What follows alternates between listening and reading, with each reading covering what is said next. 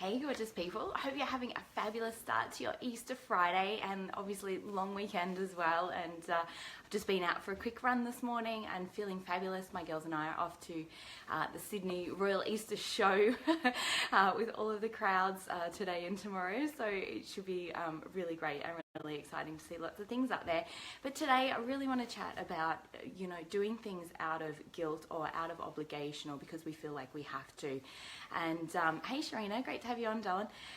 So it can be really challenging when we're living from this particular space, and a lot of this, hey Crystal, how are you, beautiful? Hope your trip is going amazing. So it's really challenging. Hey Christine.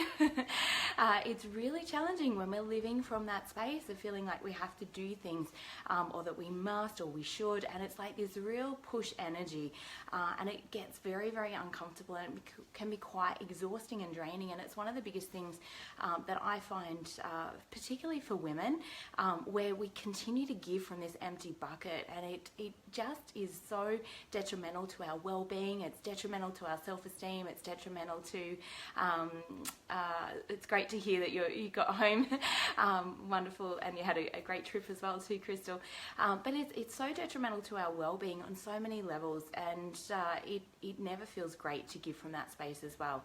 So it's really coming back to really understanding, am I making decisions based on love, or am I making decisions based on fear?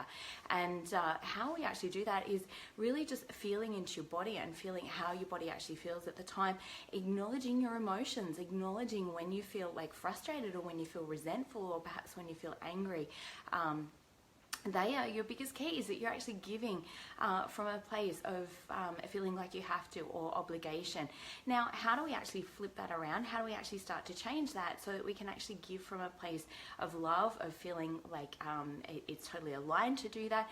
It's really asking ourselves, well, why do I want to do this thing? Perhaps if we're working at a job that we don't particularly enjoy, but we feel like we have to because we need to provide for our family, then maybe it's asking yourself the question, or saying to ourselves, it's great that I get to choose to provide for my family. And as we actually do this, what it does, it creates the space, it creates the openness then to actually create more and more of what you are wanting in life, because it's not coming from this place of fear of I have to and powerlessness and this is just what I have to do, and perhaps anger and things like that, which is quite low on the vibrational scale in terms of our attraction point. So we start just attracting more and more of what we're actually not wanting. When we come from a powerful place of choice, of going, well, I actually choose to do this now until the right thing opens up for me, until the right opportunity presents, we actually open ourselves up to attracting more and more of that greater stuff into our life as well. So but definitely, like the best way of actually telling this is how you actually feel when you're doing that particular thing. And we can change it in a second. We can go from feeling resentful and angry around doing the dishes to feeling joyful and excited and grateful that we actually get to do that. And it's all just to do with our mindset and the perception of why we're actually doing that particular thing. So if we feel like we have to do the dishes because nobody else is jumping in, and and the house is chaos, and we feel like we can't think straight perhaps if the house is messy, now I've just got to do this, as opposed to, oh my goodness, I feel so amazing when the house feels clean, it feels energizing, it feels great, it feels amazing. I choose to actually do this because I know that it's going to help me feel amazing for the day as well. So all it is just like simple perception shifts, and even like when it comes to perhaps if you've got kids, I've got two girls, 15 and 17. One's got their license now, so definitely not as much running around, but previously when we feel so pulled, when we feel so stretched in a day, perhaps like if you're working like long hours and then the kids have got lots of after school activities and things on, sometimes we can kind of get in the car and feel really pushed and feel like, oh my God, I've just got so many things on. And so like we're pushing through that from a place of fear, as opposed to, oh my goodness, isn't this so amazing that I actually chose this?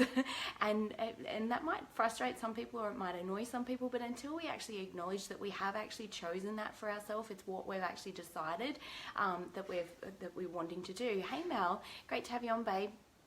Until we've actually acknowledge that this is actually our choice. And I remember having this epiphany like years ago when I was like studying and I was trying to build my business, and I was like still a single mum and taking great care of my kids and everything else. And it was just like, oh my God, I felt so pushed and so rushed. I was exercising heaps and everything else. And I was like, wait a minute, Sal. Like, I started to get really angry and resentful of my life because I felt like I didn't have a gap, I didn't have a space, I didn't have any downtime. And I was like, oh, I chose this, that's right. And I can actually make a different choice moving forward. So if your life doesn't feel like it's working so great for you at the moment, what is it that you need to choose to change? What is it that you could do differently? Perhaps what are the things that you need to let go of that aren't serving your soul, that perhaps you are doing out of obligation or feeling like you have to, or perhaps you're doing those things out of guilt? It will never fulfill you. It doesn't feel good to give from that space, and it doesn't feel good for the receiver either. On some level, whether they're conscious of it or not, they will pick up on that fact that it's like you don't really want to be there, or you don't really want to be doing that particular thing. So it doesn't serve anybody. So coming back to that place of love and going, yeah, this is exactly what I choose. This is my heart's desire. This is what lights me up. This is what fills my bucket up.